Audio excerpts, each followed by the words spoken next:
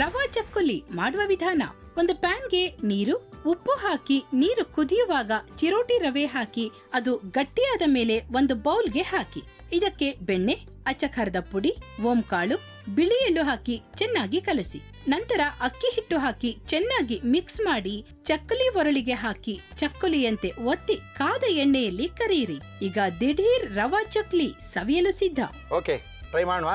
ನೋಡಿ ಚೆನ್ನಾಗಿದ್ಯಾ ನೋಡಿ. ಮಾಡಿದ ಕ್ರಮ ಚೆನ್ನಾಗಿದ್ರೆ ಅಡಿಗೆ ಚೆನ್ನಾಗಿರುತ್ತೆ. ಗರಿಯಾಗಿ ಬಂದಿದೆಲ್ಲ, ಗರಿ ಗರಿ. ಚೆನ್ನಾಗಿದೆ, ಮೆತ್ತಿದೆ, ಕುರ್ಕುರಿಯಾಗಿದೆ. ಸಕ್ಕತ್ತಾಗಿದೆ.